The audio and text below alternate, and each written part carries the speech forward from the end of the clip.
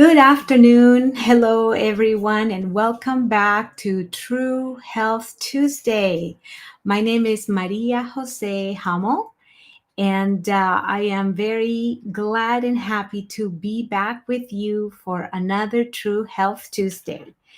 And as you can see from today's title for today's presentation, we are going to be talking about setting effective goals and increasing self control because we just finished a cycle of presentations on diabetes and all the other complications that are associated with diabetes and insulin resistance.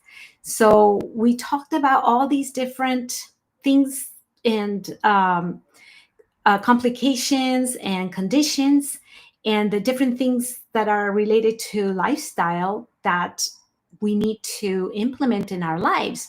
So when when I used to do the seminar on diabetes, I used to incorporate this presentation as part of the seminar because we could have all the knowledge in our head about what to do. But sometimes we have all the knowledge in our head and we still have a hard time doing what we know how to do. So sometimes it's very important to talk about how to do it, not just what to do, but now how to implement these changes. So that's what we're going to talk about today. Before we start, we're going to go ahead and have a word of prayer. So let's pray. Dear Heavenly Father, thank you so much for another beautiful day and another opportunity to have True Health Tuesday. And we ask you to be present in today's presentation and the technology. We ask you to help us so that everything will go well with the technology. And we ask you to also bless everyone who will connect today. We ask that you send your Holy Spirit to not only be with me so that it is not my words but yours, but also to bless everyone who will hear this presentation, that you will impress their hearts as well, so that your spirit will help them to implement everything that will be said, and that they will also spread this word and share it with others. In Jesus' name we pray. Amen. All right. So we're going to go ahead and start it because this is a very important concept. You know, self-control is part of the fruit of the Holy Spirit, as you know. So we're going to talk about how to increase self-control. But again, as I always say, this is only going to be educational. Nothing that I will say will be meant to be treatment or medical advice. So I always start with that. This is very important to make sure that we talk about this. We're not going to talk about diabetes today. So this is going to be less medical, that previous presentation. So that's a good thing. But I also want to make sure that I include my spiritual disclaimer as well. Everything that I say, I always try to, as I've said before, so this might be repetition for some of you, but for some of you that are watching maybe for the first time, I always try to make sure that my presentations go along with Isaiah 8:20, which says to the law and the testimony. So I always try to present things that are according to the law and the testimony, as Isaiah 8:20 says, which I interpret that to mean the Bible and the spirit of prophecy. As an Adventist, which I am a Seventh-day Adventist, I interpret the law and the testimony to mean the Bible and the spirit of prophecy. And I recommend that we all are knowledgeable of what the Bible and the spirit of prophecy talk about in regards to health. The other thing that I also want to make sure is that my presentations have a solid scientific evidence or base. And as you can see from the graphic that you're looking at right now on the screen, to me, the lowest type of scientific evidence is expert opinion, or what people just say, whether it's on social media or the internet, presentations, even so-called experts. Make sure that when you hear other people talk about health and whatever presentations people do, make sure that they have solid scientific evidence so that we have credibility when we share information to other people who might not be Christians. So I would recommend that when you share information, especially to non-Christians, that you are presenting things that have solid scientific evidence as well. And so when I give presentations, I always try to present like studies, and that are good quality studies. And you can see right here from the graphic that the best quality studies are meta-analysis and systematic reviews, meaning these are studies that are compilations of other good quality studies, hopefully. And the good quality studies are usually the randomized controlled trials. These are usually the best quality studies. But when it comes to nutrition, sometimes you have to have different kinds of studies. So either randomized control trials along with other types of trials, epidemiological studies, that could be cohort studies, and other types of studies. So when you have a lot of different studies together, then you put together things such as meta-analysis and systematic reviews, and then you have good quality data. That's why they're at the top of the pyramid. And then if you share that with people who might not be believers, then you're giving yourself more credibility. And I think that can distinguish us.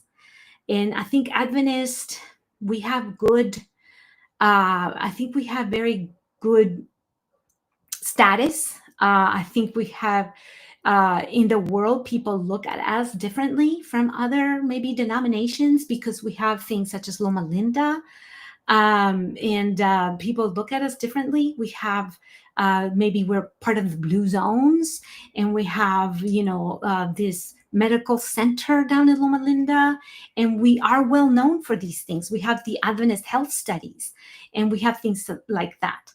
So I think we can continue to distinguish ourselves because we have the health message too. There aren't a lot of denominations that have this. So we can continue to distinguish ourselves, to differentiate ourselves, as long as we have these good quality information, good quality health message. Anyway, I digress. We can then go ahead and continue to present. I want to go ahead and present why I believe in good scientific knowledge, because it says right here, I put my trust in the spirit of prophecy. And it says right here in Christian education, a knowledge of science of all kinds is power. And it is in the purpose of God that advanced science shall be taught in our schools as a preparation for the work that is to precede the closing scenes of Earth's history. I've read this many times, but some of you might be watching for the first time. So closely is health related to our happiness that we cannot have the latter without the former. A practical knowledge of science of the human life is necessary in order to glorify God in our bodies. Now, remember that glorifying God in our bodies is part of the first angel's message. So this is very, very relevant for these times. All right, so we are ready to start our message for today. Now, we have said a lot of things in the last previous presentations. And when we talk about health, why is it that sometimes we really, really know that we need to eat healthy foods? We need to do better. We need to, control ourselves and eat a healthy diet. But why is it so hard sometimes? Why is it that we think we know what we need to do and we seem to not be able to do the right thing? Well, I want to read to you a few quotes. By the way, I want to say hi to Andrea from New Brunswick, Canada. Hi, Andrea. Thank you for joining us from Canada. And hi to all our friends from any country that you're joining us. Thank you for joining us. Thank you for joining True Health Tuesdays.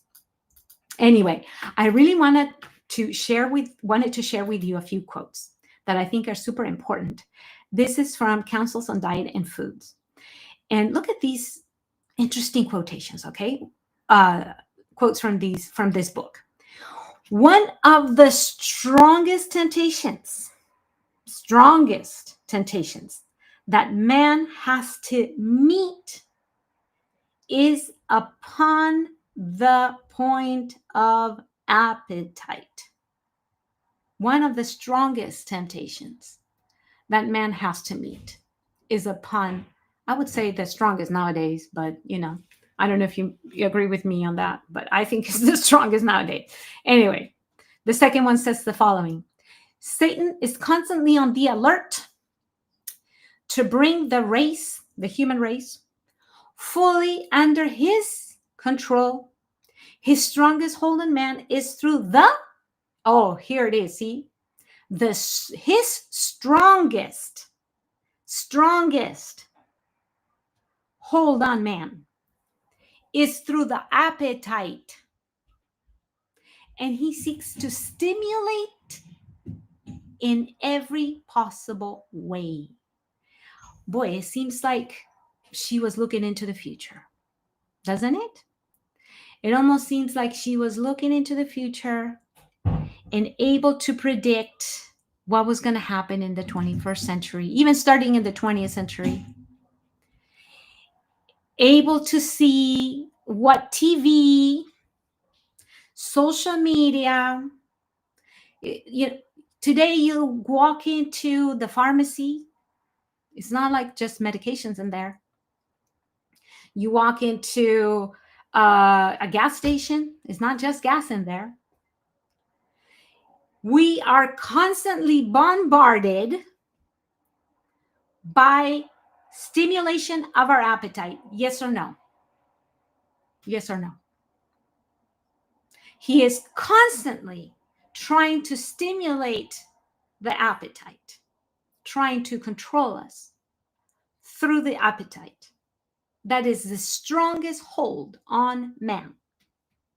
Yes or no? Next one.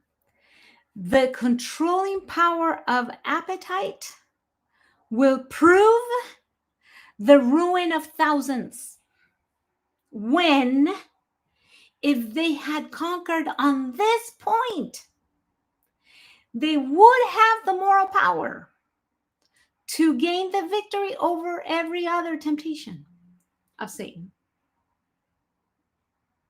If they had just been able to conquer on this one thing.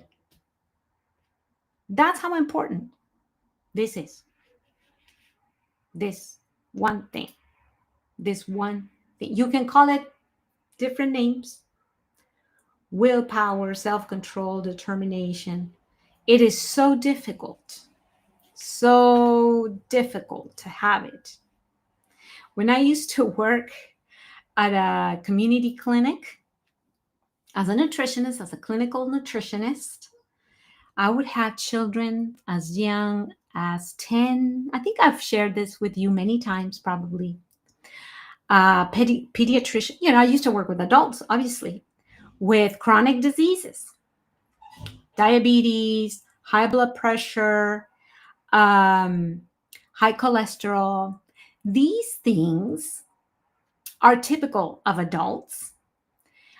Type 2 diabetes. It used to be called adult onset diabetes. Now it's no longer called adult onset diabetes. Now it's called type 2 because now even children develop type 2. So it's now called just type 2. Now, no longer called adult onset diabetes. Well, when I used to work there at a clinic, I had children sent to me with type 2 diabetes already diagnosed, by the way, but also high cholesterol, high blood pressure, fatty liver.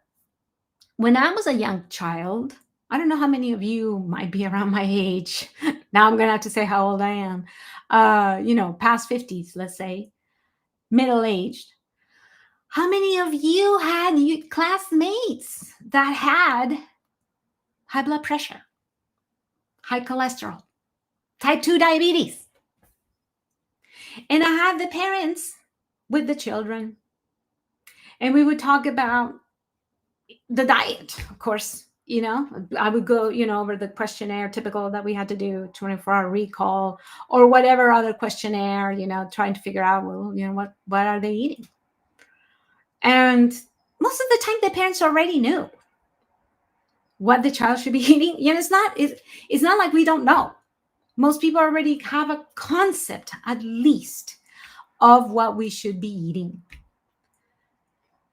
More vegetables. It's not a mystery to most people. We probably shouldn't be eating what you're looking at on the screen.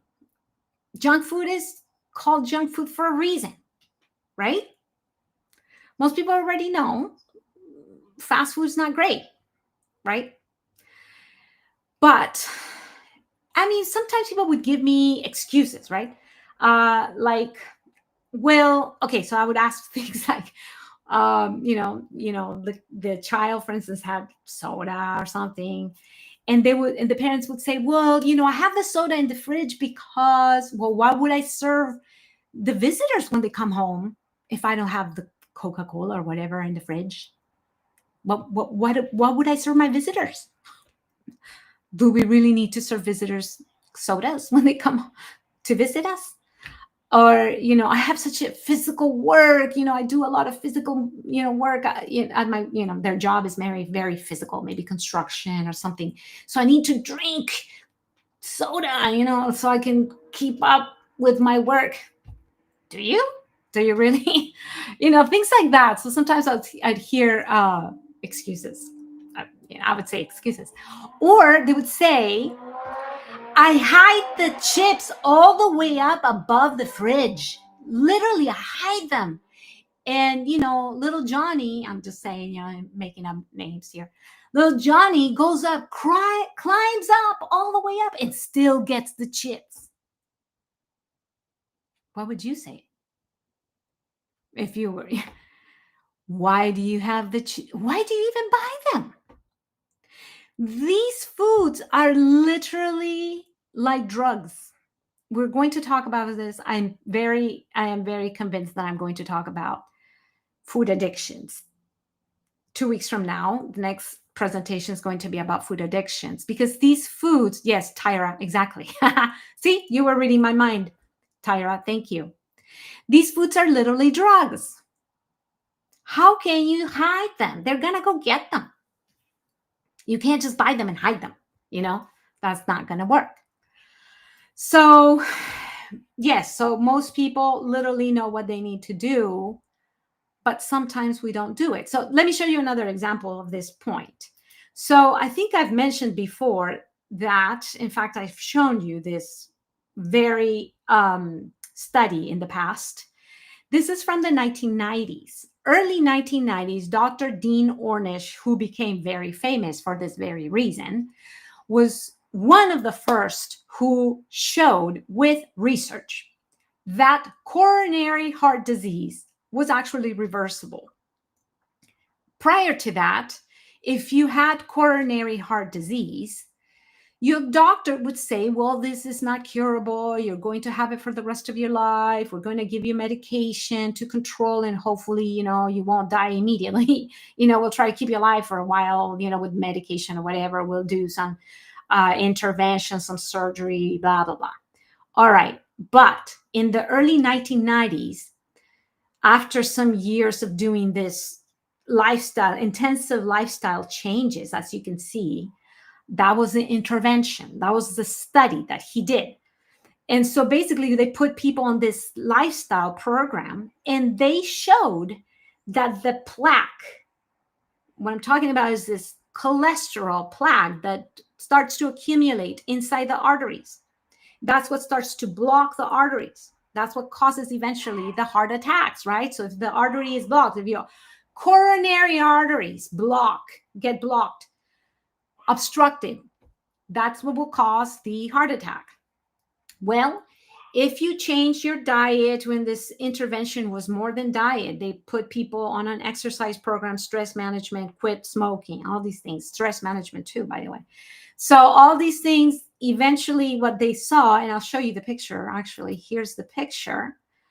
What you see right here on the screen, before and after, notice in between the yellow lines, you see that's the plaque. Basically, this is a picture of the artery. And what you see between the yellow is the plaque. And before is thicker, And after, you see a reduction of the plaque. When this was published, all right, wow, it's a revolution in cardiology because, wow, this is the first cause of death, number one cause of death in the country. Now, back in the 90s, it wasn't the numbers we have today. Today is almost 700,000. I would say close to, if not already at 700,000, pretty darn close to 700,000 people a year, every single year, die of this one cause, heart disease. Every year. Every year. 2 years, 1,400,000. 3, 2 million after 3 years. I mean, every single year. And so when this came out, wow. Because up until that time, incurable, no cure for this. And all of a sudden, what? We can reverse this? Are you serious? This is insane. So Dr. Nedley, I remember hearing this, a presentation, Dr. Neil Nedley. He said he went to one of these conferences, medical conference, the presentation where these results were given. And it's just, wow. Everybody was like, I can't believe it. Wow. And he thought to himself, Dr. Nedley, he says in one of his presentations, I remember hearing this. And he says, wow, this is amazing. This was 1992, early 90s. And he thinks to himself, in 25 years, nobody will have a heart attack. 25 years. I mean, that's a long time if you think about it. But that's how long it takes for research to trickle down into medical practice. 25 years, no one will die of a heart attack. We have the cure. 1992. How many years have gone by? More than 25, right? So nobody has a heart attack now? Right? Nobody. No one. No heart attacks. They're gone forever. Oh, wait. They are heart attacks. And heart disease is still the first cause of death in this country. Why? We already have the cure. By the way, that's not even the only study that found it. The previous study was intense lifestyle. This one from Dr. Caldwell Esselstyn was just the diet. No exercise, no stress management, no stop smoking, nothing. The only thing they did was the diet. And you can see right there, first line, abstract purpose, plant-based nutrition. That's it. The only thing they did was put people on a plant-based diet. That's it. And this is what they found. Well, figure 1 shows perfusion, better blood flow through the heart. That's great. Figure 2, reversal of coronary artery disease. You can even read the caption of that figure, okay? Figure 2. Coronary angiography reveals a diseased distal left anterior descending artery, the widowmaker.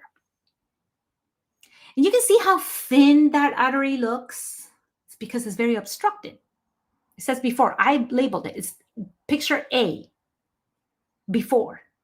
Very thin. It's because it's very obstructed. Okay? Following 32 months of a plant-based nutritional intervention without cholesterol-lowering medication. By the way, no medication. What? Only the diet. Following 32 months of plant-based nutritional intervention without cholesterol-lowering medication, please read it. Because I'm not lying, you can see it with your own eyes, okay? The artery regained its normal configuration. Are you looking? Are you seeing what I'm seeing? Because you can also see with your eyes the after. Compare before and after. The artery looks 100% like a baby's artery. It's amazing. It's unbelievable. It's amazing. So, what we can see here is the cure, you guys. A plant-based diet. Nobody should be dying from a heart attack anymore. So why are people dying from heart attacks then? So there is a psychologist, you guys. Psychologist, not cardiologist. Very famous. His name is Roy Baumeister. He is the most cited psychologist in the country from the University of Florida. And he says the following very interesting thing, he says, okay? He says, lack of self-control is the number one cause of heart disease. What? I thought it was a diet. I thought it was, wait, lack of self-control. Lack of self-control is the number one cause of heart disease. Now, that's his specialty, by the way. He studies willpower. In fact, you can look up his name, Google it.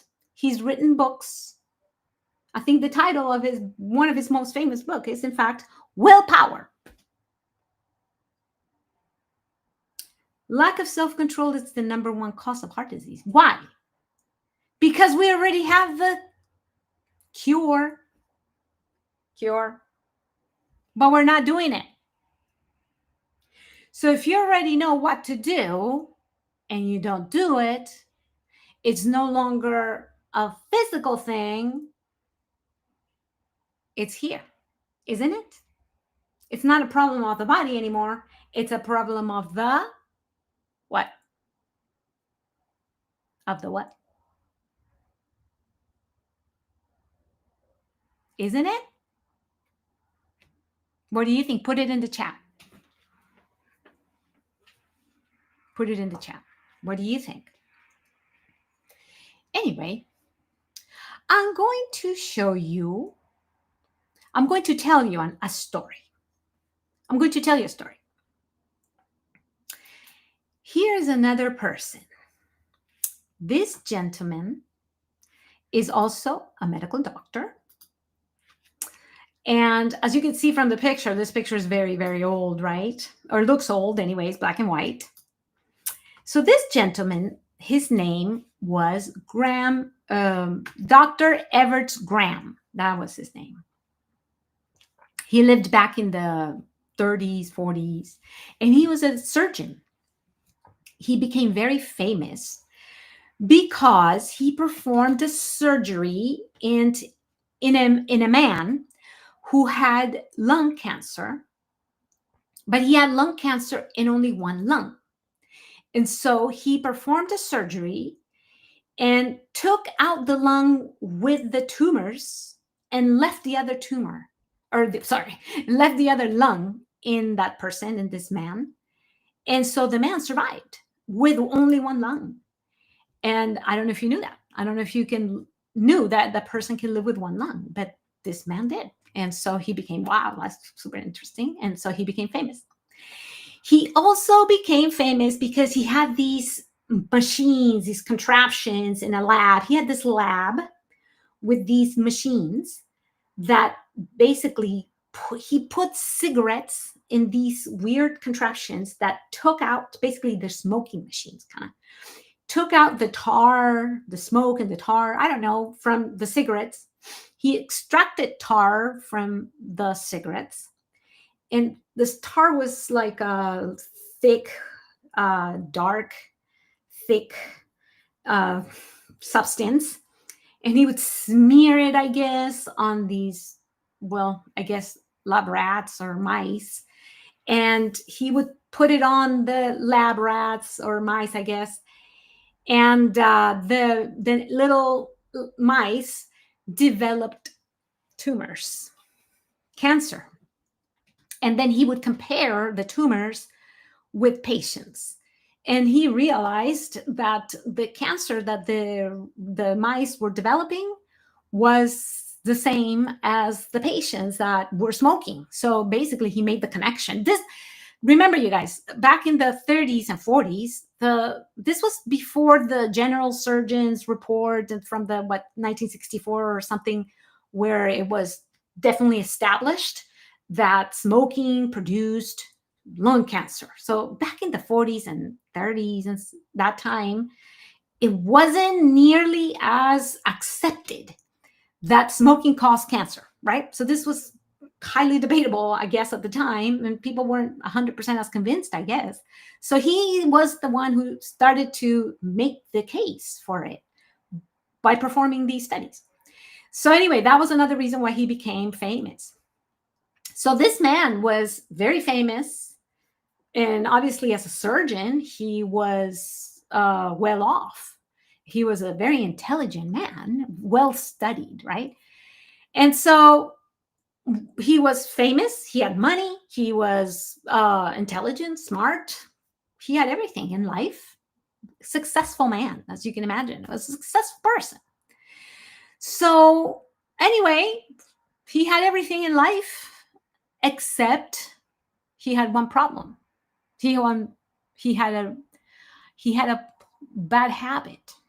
He had quite a really bad habit, actually. Can you think of what bad habit he might have had? In fact, he had a really bad habit that cost him a big, humongous problem. Can you guess what bad problem, bad habit he might have had? Do you want to guess? Well, this man actually smoked cigarettes. He smoked cigarettes. In fact, he was addicted. Oh, sugars. That's a good guess, Tyra. That's a very good guess, because guess what? Sugar is just as bad as cigarettes, I would say. But in this case, Dr. Graham was addicted to cigarettes, knowing full well, right? He was the one doing the studies. He was the one looking at tumors in both humans and animals. And he smoked. And guess what? Not only did he smoke, he developed cancer. And here where the story goes even more sad. He writes a letter. This is how we know the story, because he writes a letter to his best friend, who was also a physician, and his best friend's name was Dr. Alton Ochsner, who's also a famous doctor, famous surgeon from New Orleans.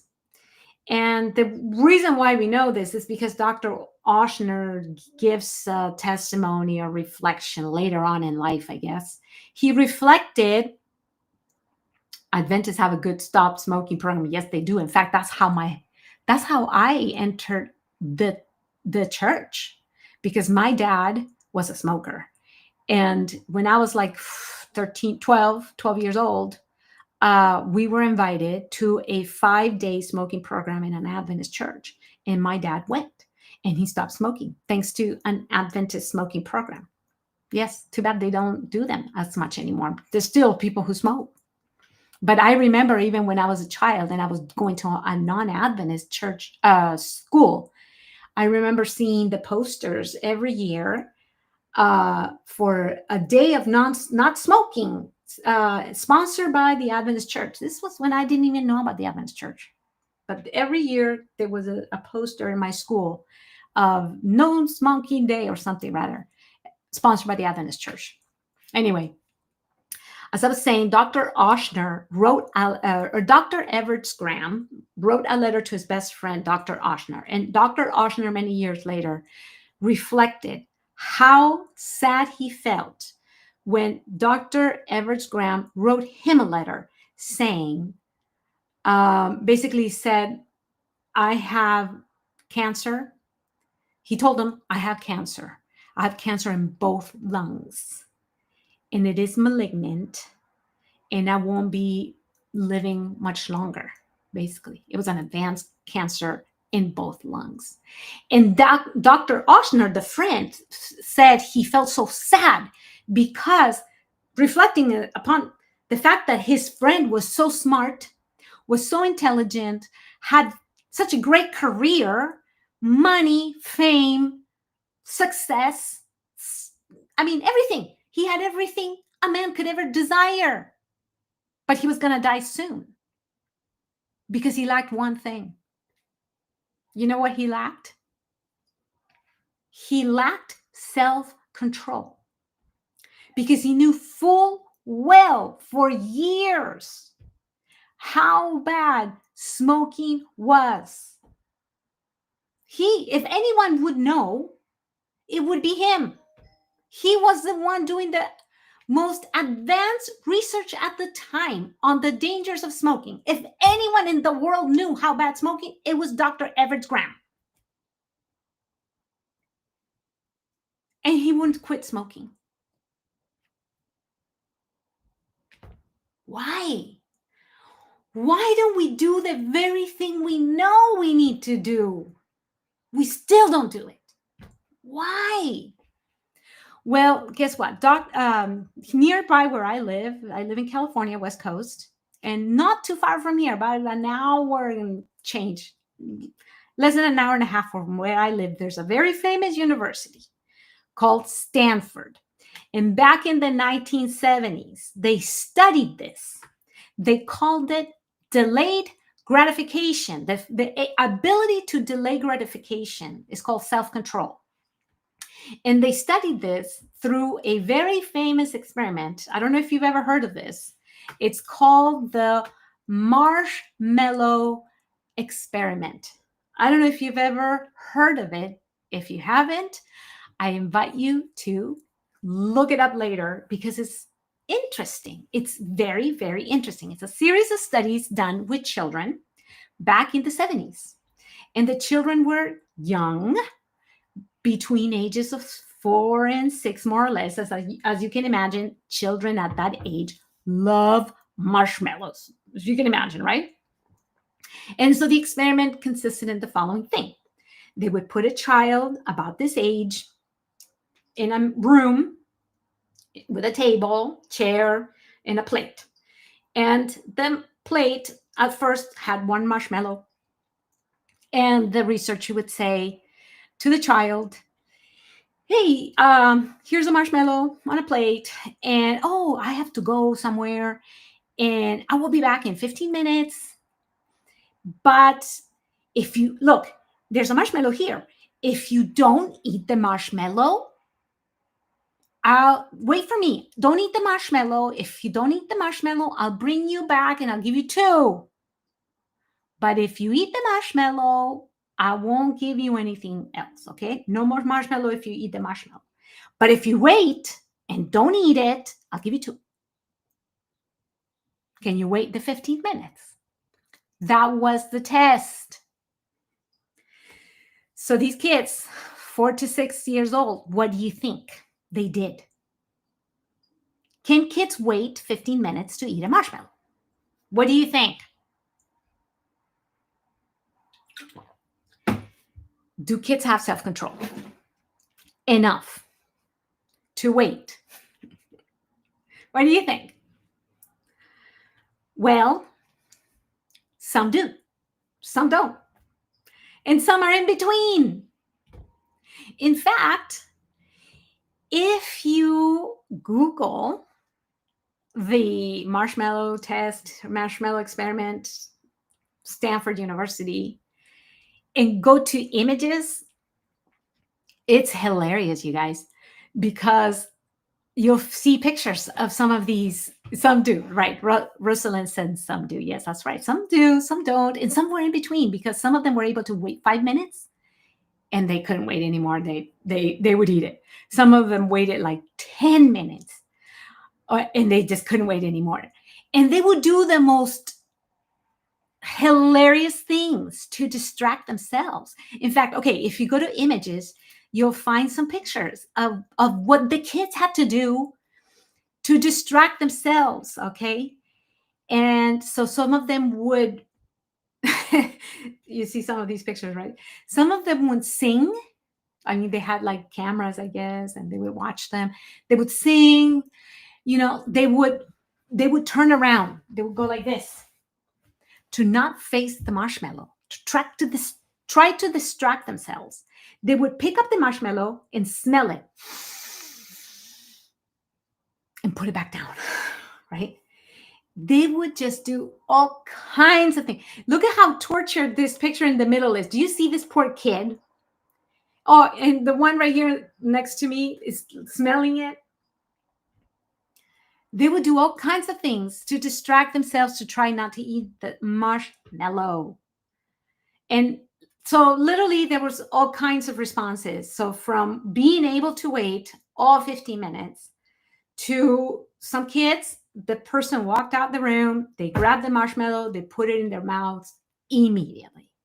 So there was a spectrum of responses.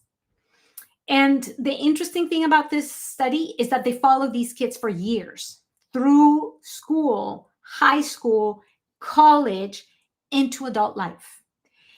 That's what's very revealing and very good, because that's what was valuable in the sense that it showed what happened later. And this is what I'm going to tell you about. So what happened with kids?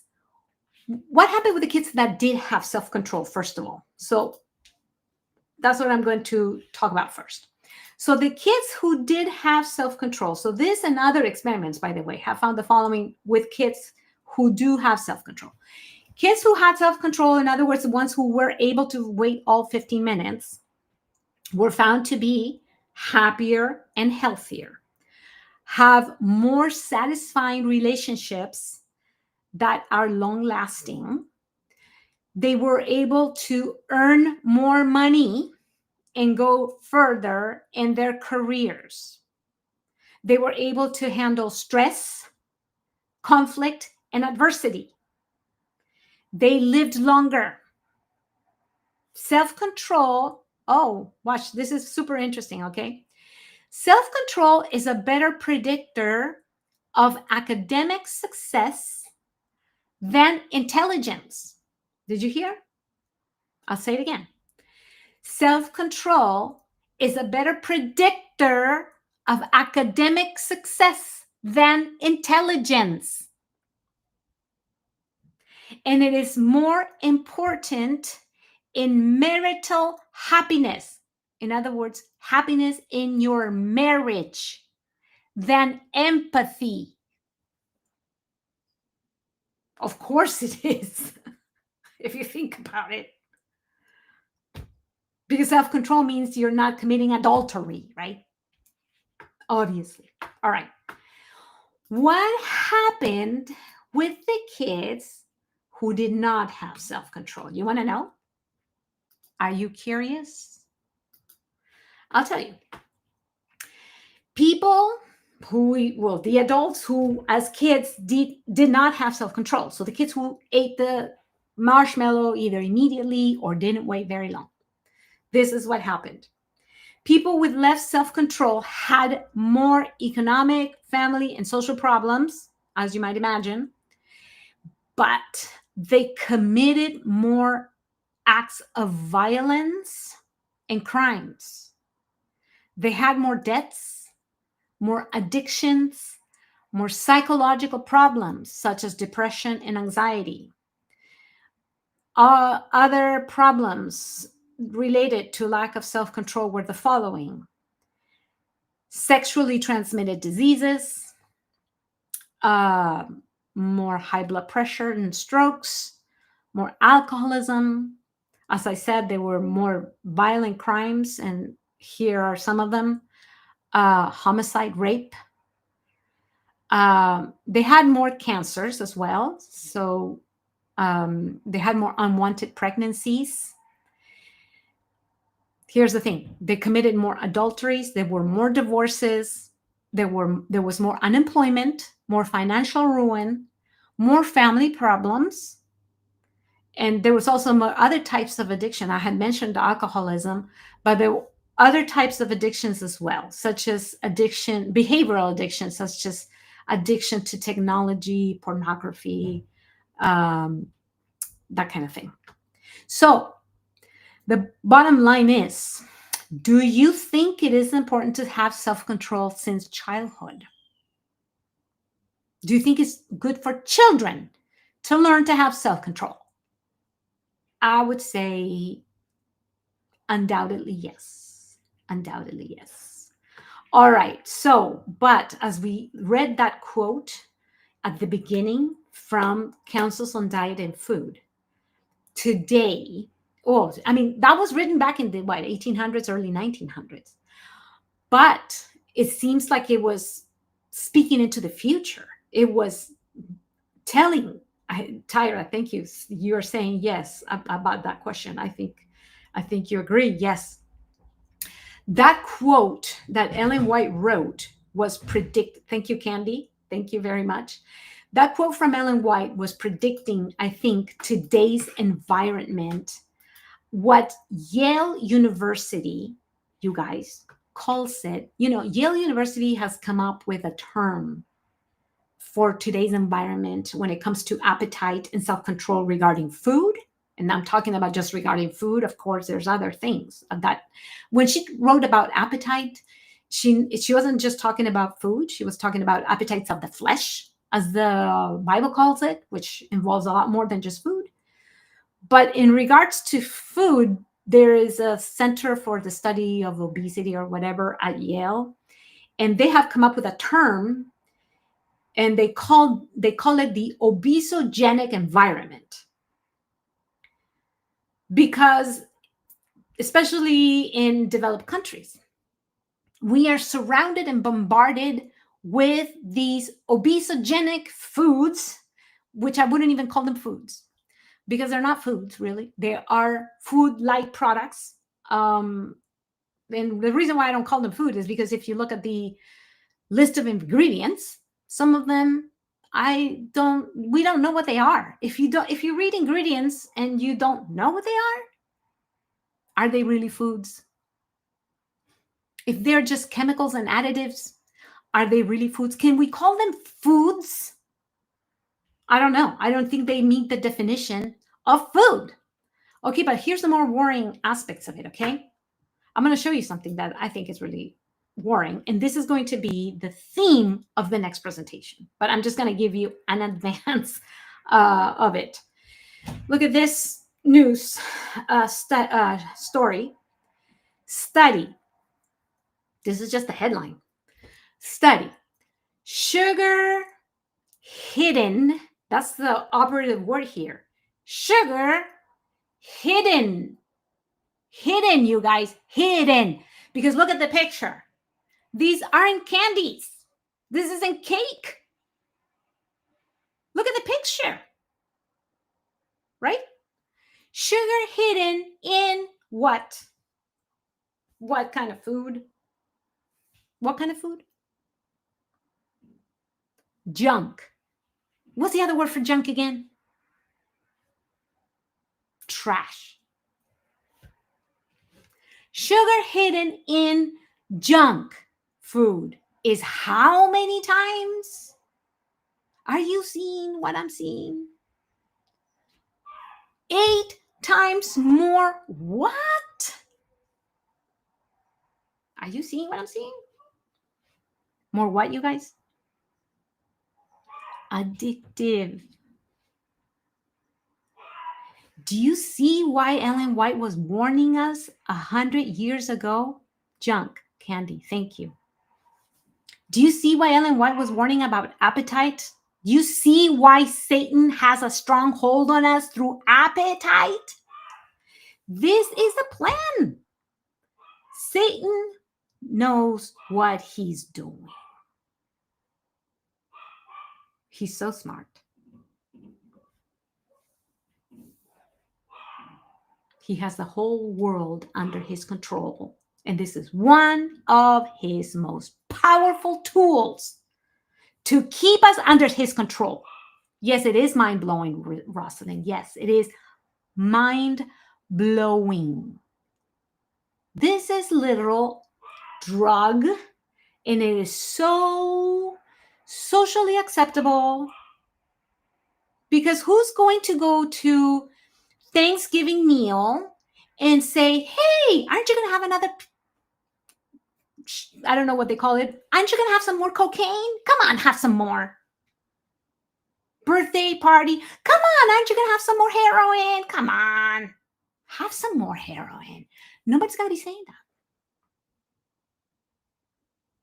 You go to church, nobody's going to have a whole table of cocaine, heroin, and meth.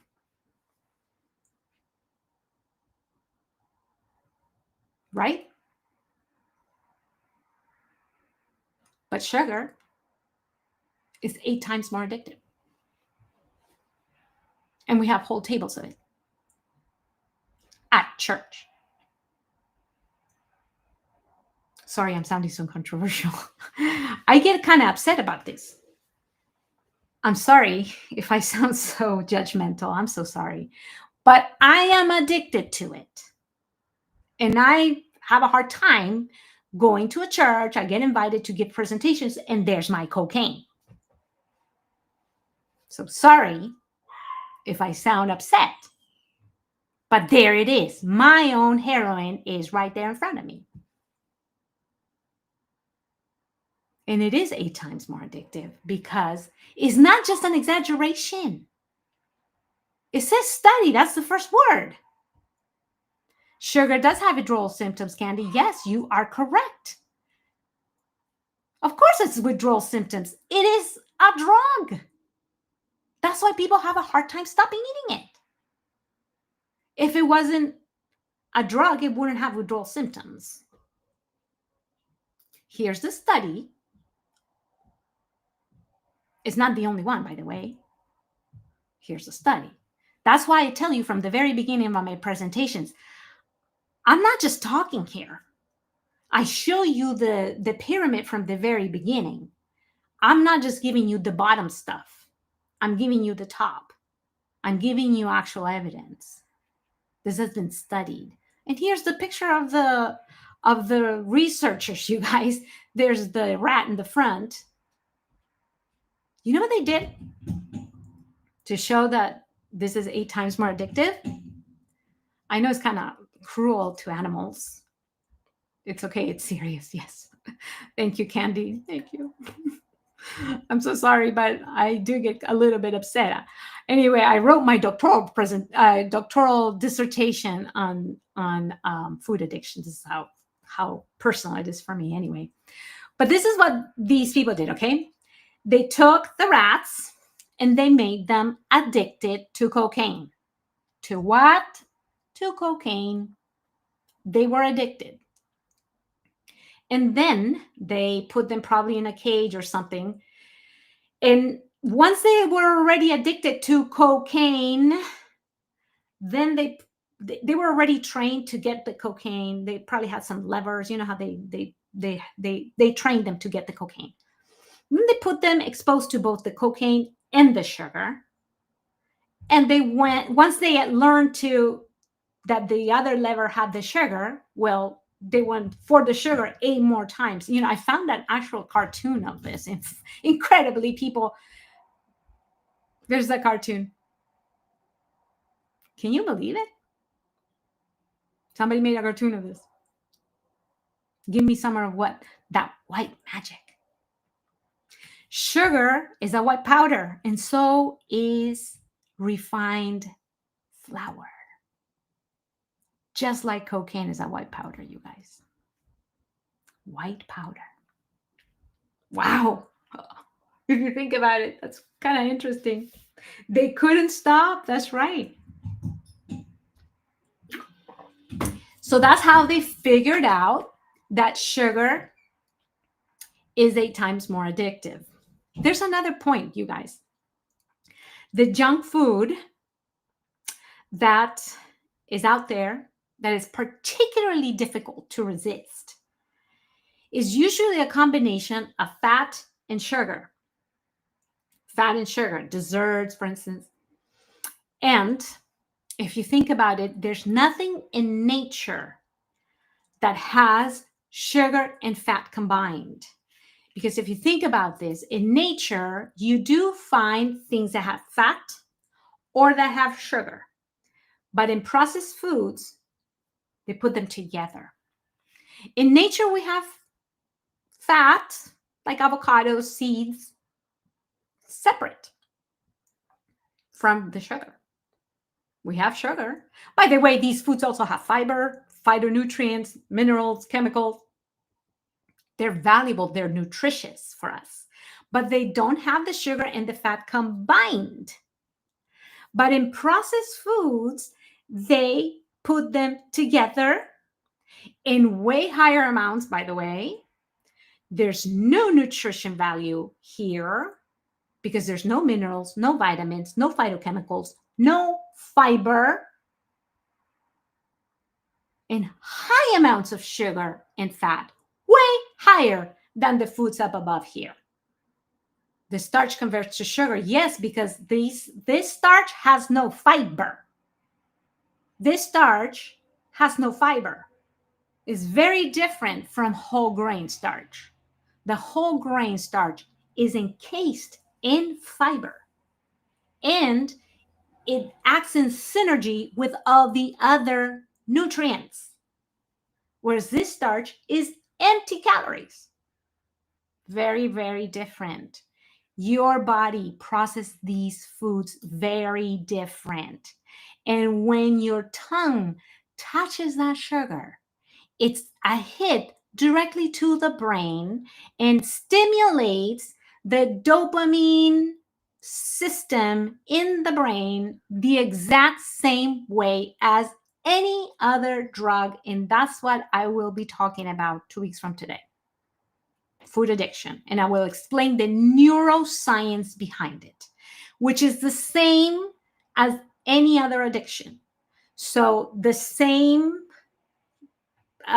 science behind food addiction is the exact same as alcohol addiction, drug addiction, cigarette addiction, porn addiction. Any behavioral addiction is the same as substance addiction, substance use disorder, and is the same as food addiction. So all the addictions have the same commonality in the brain, which is an alteration of the dopamine system. And that's what I will talk about 2 weeks from today.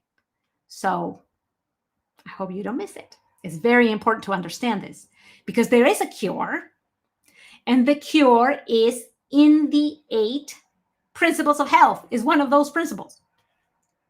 So I hope you don't miss it.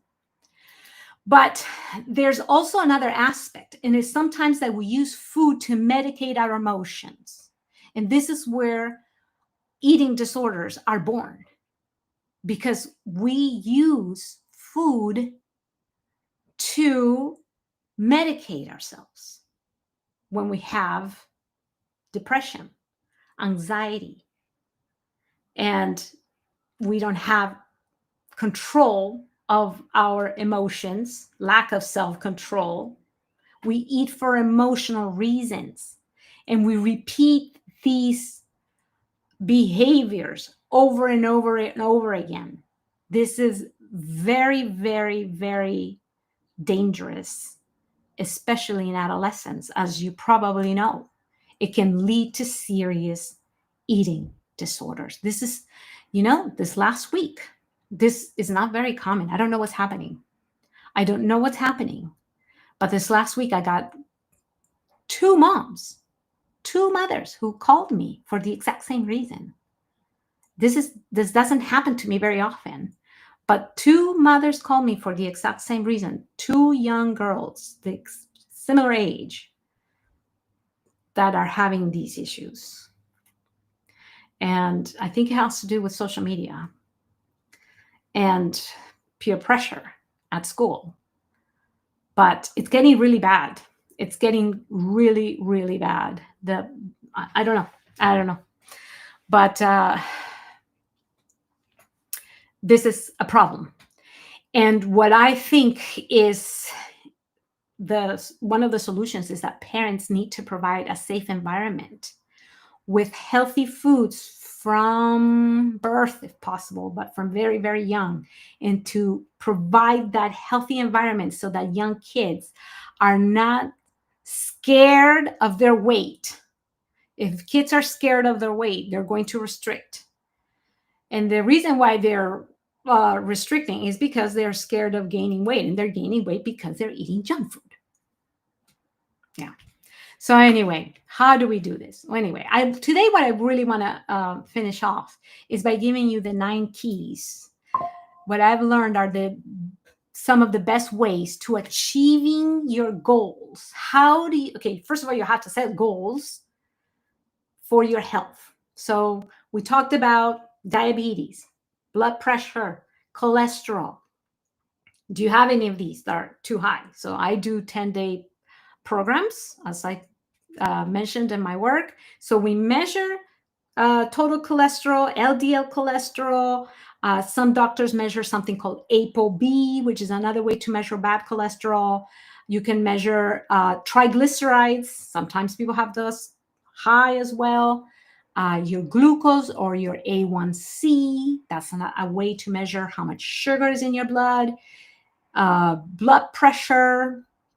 Also, of course, weight, which it doesn't have to do with how good you look. It has to do with your health, because carrying extra weight, that adipose tissue in your body is inflammatory. That adipose tissue in the body releases cytokines, inflammatory cytokines that elevate inflammation in your body. Also, by the way, that extra adipose tissue releases also hormones for both males and females. And I'm talking about estrogen in particular. So males that carry extra weight have extra estrogen. You know, sometimes men think that if they drink soy milk, they're going to get male boobs. No, the male boobs don't come from drinking soy milk. They come from the fat tissue because it produces extra estrogen. Anyway, all this also a cancer risk. The adipose tissue produces cancer risk. We already talked about the insulin resistance. Anyway, so all of this extra weight is a health risk. Okay, so we need to set ourselves health goals and to build self-control to be able to achieve those health goals. So today I'm going to talk about 9 steps or keys to be able to achieve those. So I'm going to go through them. Are you ready to write? Or you can watch this again if you don't catch them. But I think these, throughout the years, and also studying, you know, some of the health behavior, these are ways you can achieve that. Okay. So number 1 of the first ways to do it, first of all, is to find your why. This is very important. You have to find your inner motivation. How do you do that though? Well, you know, sometimes as Christians, wanting to glorify God in our bodies, we have sometimes a spiritual reason to do that. But sometimes you also have a more inner reason. You have to keep asking yourself, why do I want to do this? And once you give yourself a reason, but why do I want to do this? You know, why? And keep asking yourself until you find the innermost reason for that. So keep asking yourself until you find the last reason, the most inner reason, and then put that somewhere. Put it in front of your mirror in the morning, or put it on the fridge maybe, or somewhere where you can face it every single day to remind yourself, so that when you are tempted to maybe, you know, have something that you shouldn't, or maybe you don't want to get up to go for a walk or something, you're able to remind yourself of your why. But another way that helps sometimes is to make a list of the pros and cons. So that way you can that maybe use your thinking process to motivate yourself. By the way, in behavioral health, behavioral science, there is a theory of behavior change called the stages of change. And it's very interesting how sometimes people who don't even want to change, that's called the pre-contemplation stage. When you don't even, no, I don't want to change my diet at all. No, no, no, don't even talk to me about your diet. Blah, blah, blah, blah. No.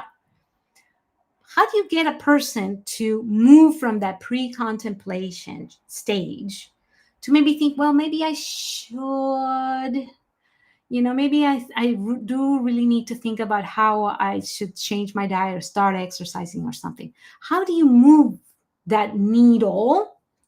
And what I have found is that the more people are exposed to health information, and it doesn't have to be that people are nagging them all the time, but maybe going to a health presentation, listening to something maybe like this, a health presentation on Facebook, on YouTube, at a church, watching a documentary.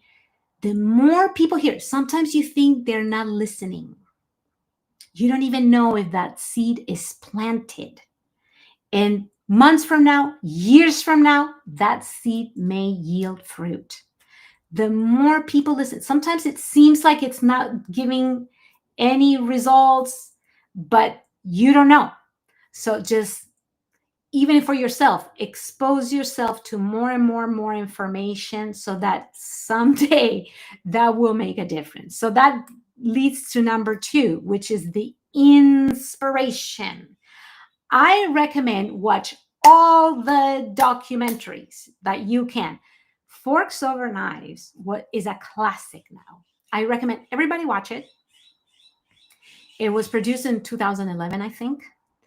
And it's a classic. It's now a classic because it's one of the first ones that really started off this movement in plant-based nutrition. And if you watch it, it might change your life. So warning, it might change your life. It's a great movie. I think documentaries are one of those things that can really change a person's life.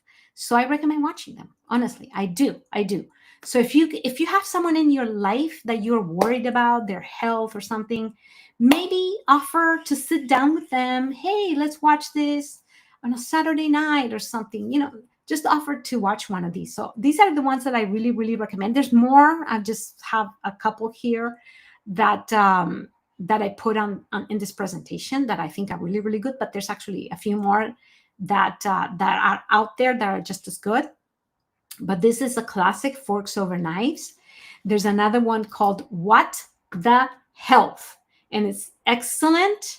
It's really inspirational. And the most inspirational part of these documentaries, obviously, is the testimonials. So you see people's lives being transformed and their health being just like, wow, amazing testimonials.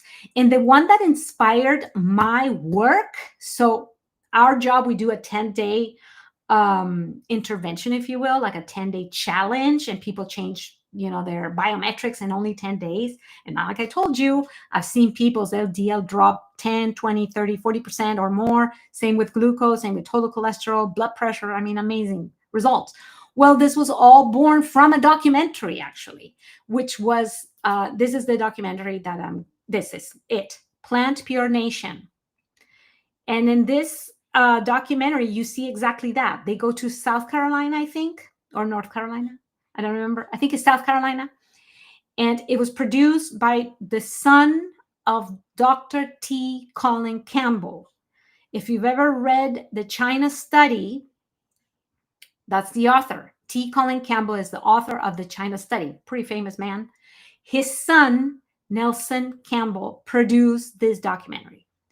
And Nelson Campbell started, after this documentary that was pretty successful, he started this network of groups around the country that do 10-day programs.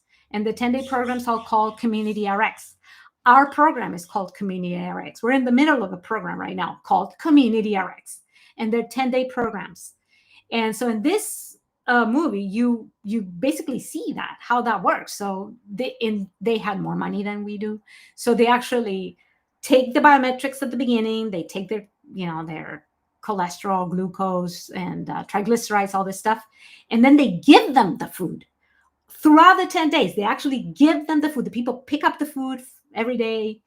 And at the end of the 10 days, they do the biometric testing again. And you see their faces like, what?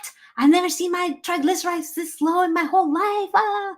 So it's really inspirational. What can happen in only 10 days? By the way, that's in the Bible. So as you know, read chapter 1 of Daniel if you want to see in the Bible. Anyway, recommend it. Highly recommend it. At least these 3. So where do you find inspiration? Documentaries, films, classes. Go to cooking classes, programs like this one or other ones at church, presentations at church, at YouTube or whatever, things like this. So this is where you find this kind of inspiration. Seek it, search for it. Okay, number 3 is determination. Anything is possible if you have the intelligence and the willpower to make it happen, but you need God's help, obviously, for that. Okay, so, but this is how I think of it as what is determination? When a bride is going, and I've heard this story over and over again, so I know this happens in Israel. When a bride wants to fit into a certain size of dress by her wedding date, and let's say there's 6 months to that wedding date, and she needs to lose a certain amount of pounds, you can put all the donuts in the world in front of that bride, all the cake, all the pizza, and all the stuff in the world. But if she is determined to fit into that dress, it doesn't matter. She will do it. You see? That's determination. When you have something in your mind that you want to do, you will do it. And you know what? The Bible talks about that. Let us not become weary in doing good, for at the proper time we will reap the harvest if we do not give up. Galatians 6:9. You can have this. Put it in your fridge. I'm just saying fridge. If that's, your goal has to do with your fridge, maybe. Okay. Next thing is to set those goals. Okay. Goals are very important. Do you need to lower your glucose? Okay. That's a goal. Write it down.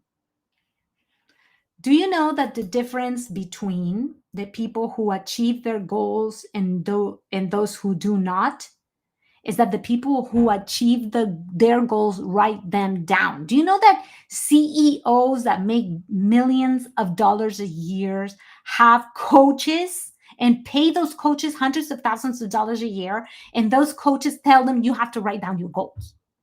They literally pay these people hundreds of thousands of dollars a year to tell them this one thing. Write down your goals. And these goals have to be SMART goals. You know what SMART stands for, right? You know this concept of SMART goals? SMART goals have to follow these rules. They have to be specific, meaning I want to lose weight. Okay. Or no, wait. Non-specific goal would be I want to be healthy. That's not specific. I want to lose weight would be specific, but I want to be healthy, that's too vague. Needs to be specific in the sense that it needs to be measurable. The M stands for measurable. You have to be able to measure it. Health is not measurable, but weight is measurable. Cholesterol is measurable. Glucose is measurable. Things that are measurable are specific. Also needs to be attainable. Because if you say, I want to lose 100 pounds in a month, that's not attainable. You cannot lose that kind of weight, okay? I want to drop my cholesterol from 300 to 150 in 2 weeks. Okay, that's kind of crazy. Do things that are attainable, realistic, relevant. Okay, if you have diabetes and your goal is to read a book a week, okay, that's a great goal, but let's stick to what's needed at the moment. Okay. I mean, maybe that goal's great too. Maybe that's, you want to do that too. But how about we think about health goals at the moment, because your diabetes is maybe what needs attention at the moment. So that's what's relevant. That's just an example I'm giving you. Okay. And the last thing is time based. Set a date. Set a date. By when? If you don't set a date, it might never happen. It might never happen. So set a date. That's how you get it done. So make yourself a little worksheet and write those things down. If you don't write them down, it might never happen. Write them down. Even put a signature. Even have a witness. Have a witness. Your child, your best friend, your parent, your spouse. Accountability. Some have an accountability partner. That will help. All right? So that's how you get it done. Do not super long-term goals. Make them somewhat medium to short, because if they're way too long in the future, then they might never happen either. All right? So set them to be somewhat medium to short term. Okay, the next one is to plan ahead. This is extremely important. If you really want to get your goals achieved, you need to plan. And especially when it comes to healthy eating and exercise, people don't realize how important it is to do this. They really underestimate this one. Planning ahead is vital. Vital. Especially with these things. What are you going to do for next Thanksgiving? Especially if your family is not on the same page. You might need to take food. Take food. You know, I've been doing this for years. My family eats my food. Sometimes they eat all of my food that I take for Thanksgiving. I'm like, hey, I thought you guys weren't, eating all that. How come I don't have any leftovers? You guys have so much leftovers. I don't have any because you guys ate all my food. It's fine. It's okay. They're eating healthy food, so it's fine. I don't care anymore. Make sure you are paying attention. Family gatherings, holidays, plan ahead. Take food. Meal events with coworkers. Stay away from those donuts if they take too many donuts to work. Hanging out with old friends. All of these things, plan ahead. Plan ahead. Plan ahead. Have non-negotiables. Okay? So plan ahead for social gatherings, plan ahead for all these things, parties, all of these. When you're going to eat at a restaurant, this is what my husband and I do. We look up the restaurants, look up the menu. And if they don't have anything you could eat, just go to a different restaurant. If you're traveling, whatever cities you're going to stop by, this is what we do. We're already used to it. We're taking a road trip. We look up all the cities in the middle, on the way. And we like, okay, this, we look up Yelp or whatever. And we look up the restaurants. Okay, we already know where we're going to go. On the planes, we take our own food. If it's long international travel or whatever, we request vegan foods, and we still take food just in case, because sometimes the food is no bueno. That's what we do, okay? So you plan ahead. Don't go for fad diets, okay? Just go with God's diet all the time. That's not a fad diet. Forget about marketing, advertising, all that stuff. Have a worksheet or something. Make sure you know when you're going to be exercising. That's a non-negotiable. God made your body to move. With the sweat of thy brow you shall eat. God made you to eat and sweat, not just eat. All right? Put it in your calendar. That's a non-negotiable. What are you going to be eating for breakfast, lunch, and dinner all week? Have a prep day. Which of these days is going to be your prep day? Make dressing, maybe on Sundays. That's your prep day. cut all your veggies for the week and make your dressing for your salad. So that way, during the week, you just go boop, boop, boop, boop, boop, boop, salad, done. Dressing, it's already there. And cook your healthy meals if you need to. Have a big pot of beans or something. Make your foods ahead of time if you need to. So that way, throughout the week, you don't have to stop at that fast food restaurant. Because when it's 12:30, 1 p.m., and you're hungry for lunch and you haven't prepped anything, what are you going to do? It's so much easier to just go through that drive-thru. If you're hungry. Whereas if you already have it prepped ahead of time, no thinking. There's no thinking necessary. It's already done. See? Make sure you know when you're going to be doing your strengthening exercise, your cardio, all of that ahead of time. All right? Next one is perseverance. Don't give up. If something doesn't come easy, the average person will give up. That's why they remain average. You know, the best example in the Bible of perseverance, I think, is Job. Best example. He left us this. The righteous shall hold on his way. Hold on. Don't give up. Now, some of the things that help us to persevere, I think, is to join a group, to have some social support. It's very motivating. It helps you to feel, part of something. It helps when you feel isolated. Online groups are just as good as in person, by the way. And if there's not one, then you start one. Start a group in your own house, in the local church.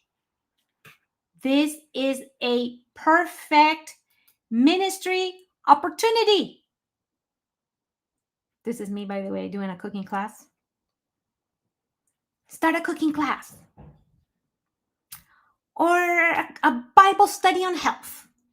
Or Bible study, whatever. I'm just saying. This is a perfect ministry opportunity. Perfect. But the key for this ministry to be successful is consistency. I mean, in the terms of ministry as in evangelism, for health ministry to be successful, evangelistically speaking, is consistency. It needs to be done regularly. And that's how it will work, so that people know that it will happen once a month or once every other week or whatever.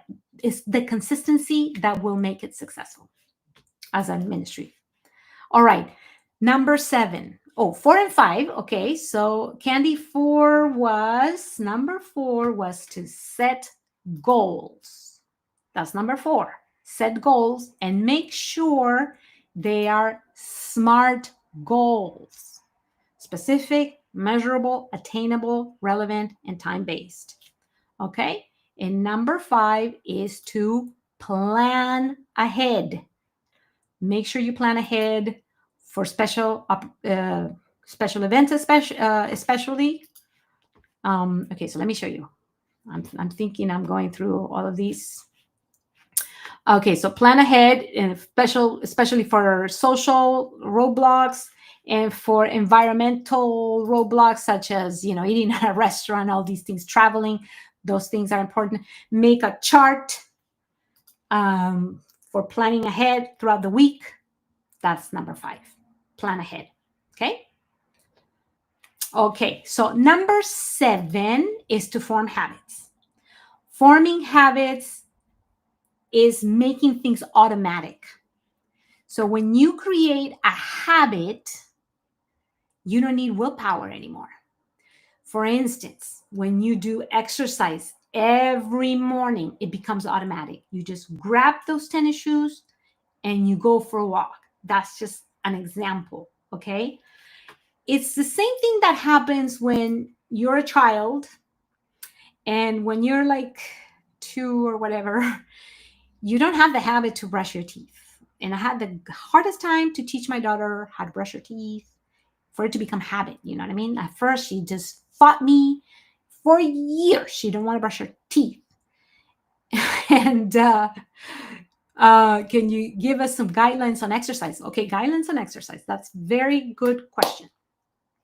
I would say the ideal on exercise, let's go back to this picture on exercise, because these ladies, this is a picture from Honduras. And these ladies were exercising probably after many years of not exercising. And we would take them for walks first. And the cardio part, I think, is extremely important. That's for the heart. Cardio means, it comes from the root word for heart. And cardio, I think, is necessary at least, I would say, well, the minimal recommendations are 150 minutes a week. I'd say that's too low, but okay, you can start building up from 150 minutes a week. I'd say the more the better. That's why, I always cite that Bible verse that says, with the sweat of thy brow, you shall eat. So that means that when we eat, we should sweat too, the same day, hopefully. But I think walking every day is a really good practice. 30 minutes a day, for instance, or more if possible. For diabetics, the best time to eat is after meals. So if you break up those 30 minutes into 10 minutes after every meal, if you eat 3 times a day, 15 minutes after every meal, if you eat twice a day. But if you can, after every meal, that's ideal for diabetics. If you're not diabetic, anytime you can walk, if whatever works with your lifestyle, your schedule, whatever works, before meal or before breakfast is the best time for burning fat if you are trying to lose weight. So, if that works with you, if you're really struggling with losing those last 10 pounds, before breakfast would be ideal, because that's when you're fasted. So you're into that fat burning mode, if you will. So if you can fit it in before breakfast, it's super great. But if not, don't worry about it. Do at whatever time it fits. It doesn't matter. If what matters is doing it. That's the most important part. So cardio. When it comes to resistance exercise, I think it's vital to do it as well. It needs to be part of your life, because our ancestors did it as part of their lifestyle. They simply did it because they had to. They had to work outside in the fields. They had to grow their own food. They had to cut wood. They had to carry the wood. The women had to wash the clothes by hand and then carry the wet clothes. So they had to carry weight. So they had to use their muscles way more than us. We lose muscle 3 to 8% a decade, every decade after the age of 30. We are losing muscle unless we're doing resistance exercise. We absolutely have to prevent that through resistance exercise. Minimum, I would say 3 times a week, minimum. But if you haven't done it for years and years and years, you should start with 2 times a week. Maybe 30 minutes, start slow, start very mildly, use bands or use your own weight, your own, body weight. So start, go to the doctor first if you're a certain age, but we absolutely need to be doing resistance exercise. Consult with your doctor. Go, if you've had any injuries, go to maybe a physical therapist. Make sure you're not injuring yourself. But everybody should be at least preventing further muscle loss. So put it in the schedule. Make sure you get enough guideline. But everybody should be, at the very least, preventing further muscle loss. But everybody should be doing both kinds. So it should become a habit, so that it becomes automatic, just like brushing your teeth. So that way you're not thinking about it. Don't wait any longer. Make it a habit. People started getting sick when air conditioning was invented. So much nicer to stay indoors because it's nice temperature inside, right? You're absolutely right, Candy. All right. So let's make exercising the automatic part of our lives. Same with eating a big salad. Eat a big green salad every day. And when you take the old bad habits out, put a new one in. Don't leave a vacuum in there. If you leave a vacuum, that old habit's going to come back. So replace bad habits with something new. Put something in there. That's good. All right. Number 8 is get support from your family. Get help if you professional help if you need it. But if you're starting something new and your family is not in the same page, at least let them know, because the last thing you need is for your family to sabotage your attempts. So, at the very least, I mean, this is the hard part, honestly. This could be very difficult sometimes. But, sometimes we can get our family to at least not sabotage her in our attempts, out of love, hopefully, right? One time I remember seeing one of those episodes from those shows, My 600-Pound Life. I don't know if you remember, any of you remember? There's a terrible show of very large people, My 600-Pound Life. And there was one lady who was really, really, really trying to lose weight because she was like 600 pounds. And her husband, who wasn't 600 pounds, her husband would bring junk food to the house because he didn't want her to lose the weight. There was a codependence here. I mean, that would be worst case scenario. Hopefully that's not the case. So, hopefully there'll be some support in the house. And hopefully the best thing would be that the whole family is on the same page. But, you can always say, hey, my doctor said I need to do this. My nutritionist said I need to do this. Can you please recommend a particular YouTube channel or online group that we can exercise with daily, or at least until we get to understand or learn a routine? Well, Pastor, our pastor is doing this. Pastor Ivor Myers is doing an exercise group. So I would say join Pastor Myers. I would say he is awesome. He's been doing, well, I don't know what exactly he's been doing because I haven't been able to join it to follow with him. I personally, as a woman, I've been doing a program called V Fit, and it's just for women. But she only does it a few times a year. And right now she's not doing it actively, but she does have an app. And so you keep doing the app, and she has these workouts in the apps, and she also has her recipes, and she has different things in the app, but it's mostly for women. So these are workouts for women, and the recipes are all vegan. So that's what I've been doing because I didn't know Pastor was going to be doing anything. This is very recent, so I've been doing this for like 2 years or something, and it's for women. So there's that too. There's some programs out there. I've seen also one called Vegan Gym. I haven't followed him very closely. I think these are two guys that are European, I think. But I've seen Vegan Gym out there. So there's some people out there doing stuff. Not that I know too much about it. Oh, it's called V with V Fit, and this is for girls, for ladies. So anyway, V Fit, and she's in Florida. And I just discovered this other people called Vegan Gym or something like that. But Pastor Myers is doing it, so why not join Pastor Myers? I think probably the best person to join. But anyway, for the other thing is for food or something,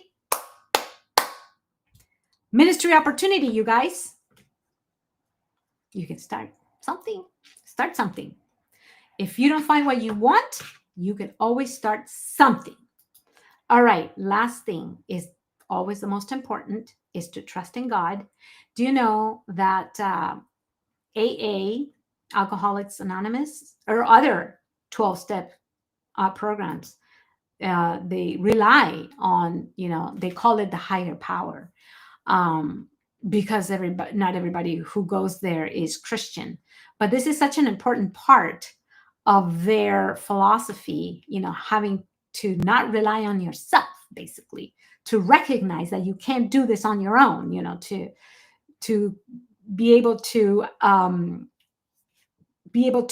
stop drinking or stop whatever addiction you have. You can't do this on your own.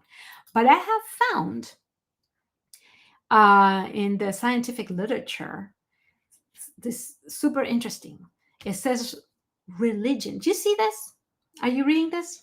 It says religion replenishes self-control. Wow. Religion replenishes self-control. In this study, they found that participants who were giving a sentence containing 5 words to unscramble, and some contained religious themes and others did not. And after unscrambling the sentences, the participants were asked to complete a number of tasks that required self-control. Basically, that's what they did. So some of them enduring discomfort, delayed gratification, exerting patience, and refraining from impulsive responses. And the participants who had unscrambled the sentences containing religious themes had more self-control in completing their tasks. And the authors said, our most interesting finding was that religious concepts were able to refuel self-control after it had been depleted by another unrelated task. In other words, even when we would predict people to be unable to exert self-control after completing religiously themed tasks, they defied logic and were able to muster self-control.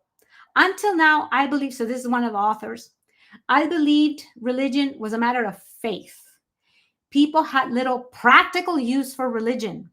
This research actually suggests that religion can serve in a very useful function in society. People can turn to religion not just for transcendence and fears regarding death and afterlife, but also for practical purposes. That's what the author said. Wow, wow, wow. Okay, this other study says so the title, Religious Self-Regulation and Self-Control, Associations, Explanations, and Implications. And in this study, this study reviews the different effects of religious practices, such as prayer, on self-regulation and self-control. And if you go further, you read more into the study itself, you go down into more in detail into the study itself, they found that prayer does have an effect on the brain's neural circuits. And when neuroscientists observe people praying and meditating, they see strong activity in 2 parts of the brain that are also important in self-regulation and control of attention. They found that prayer meditation rituals are kind of anaerobic exercise for self-control. Wow. So there's science behind this, you guys. Prayer helps with self-control. Is that amazing? I think it is. So God has given us not a spirit of fear, but of love and power and self-control. That's in 1 Timothy, but I forgot the exact. 2 Timothy. And I forgot the chapter. 5:17? Something like that. But anyway, I wanted to give you the 9 ways to, I hope this was helpful. I want to give you my website again, healthfortoday.net, because in this website, as I've told you many times, you can do the 10-day program. If you really want to improve your health, you can do 10 days to better health, at least your diet, you can find in this website. The 10-day challenge, this is, by the way, my website in Spanish because it's also in Spanish, saludparahoy.com. Okay? So healthfortoday.net and saludparahoy.com. And you can improve your health in 10 days. I already went through the whole 4-part series on diabetes and how it is related to insulin resistance, which is the root cause for both diabetes, but also all the complications that come with the insulin resistance. Okay, so you want me to put I don't know if I can put it in the chat. I don't know if maybe how do I put it in the other chat? I don't know how to do it. I need it. Póngale aquí, por favor. I don't know how to put it in that chat, you guys. It's healthfortoday.net or saludparahoy.com. And I don't know how to, in Facebook, you mean?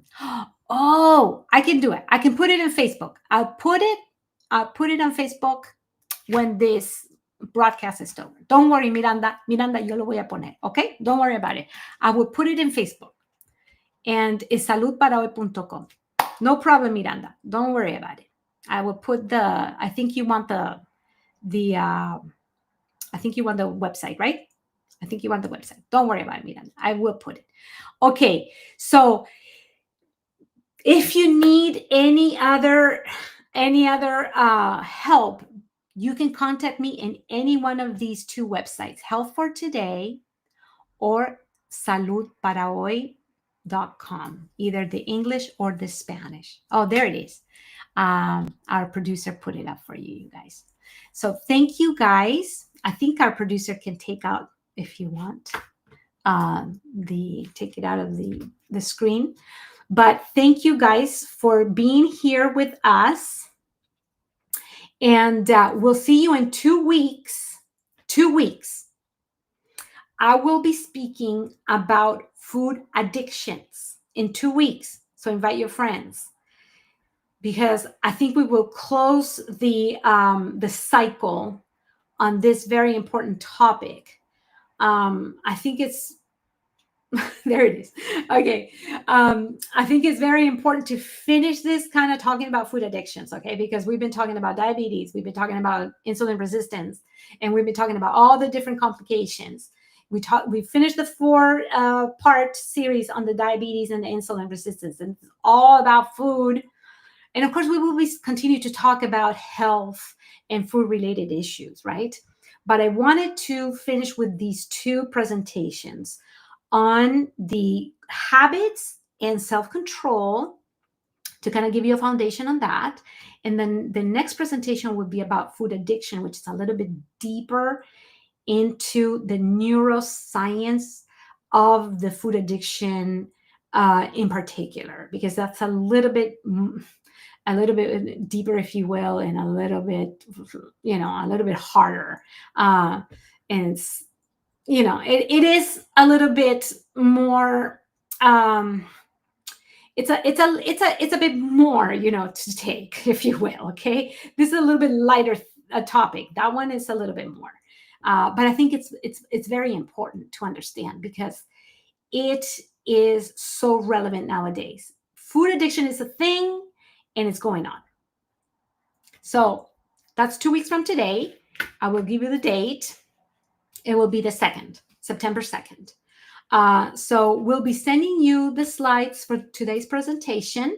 And September 2nd, we will do True Health Tuesday, and it will be on food addictions, which, by the way, is the same, as I said before, is the same principle behind all addictions. So once we understand how to heal food addiction, is really the same principle behind all addictions, honestly. So can we do menu planning? Yes. So that's why in healthfortoday.net, I give you a 10-day menu, okay? 10-day menu with recipes.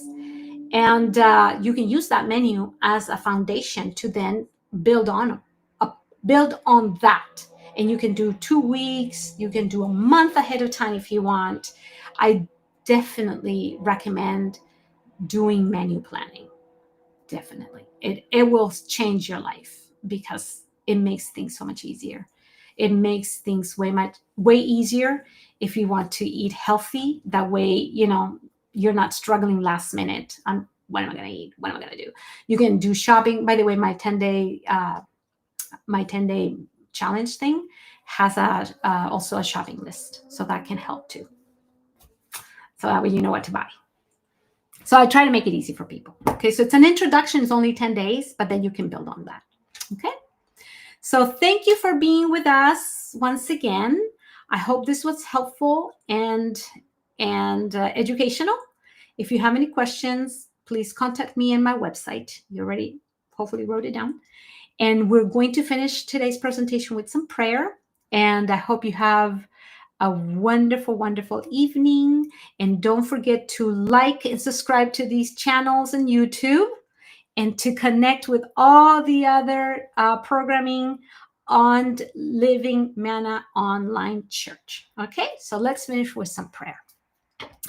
Dear Heavenly Father, thank you so much for giving us a chance to have this presentation and for giving us this wonderful health message that we can use not only for our own health and our own benefit to be able to take care of our body temple, but also that we can share with others so that they can achieve better health and they can learn that you are our God and Creator, and that they can learn also how to glorify you through their bodies.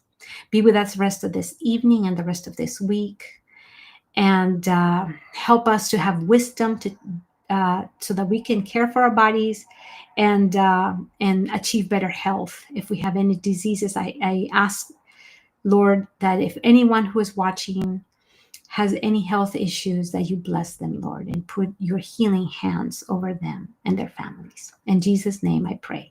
Amen. Thank you once again, you guys. See you soon in 2 weeks, and bless you, and have a good night. Thank you.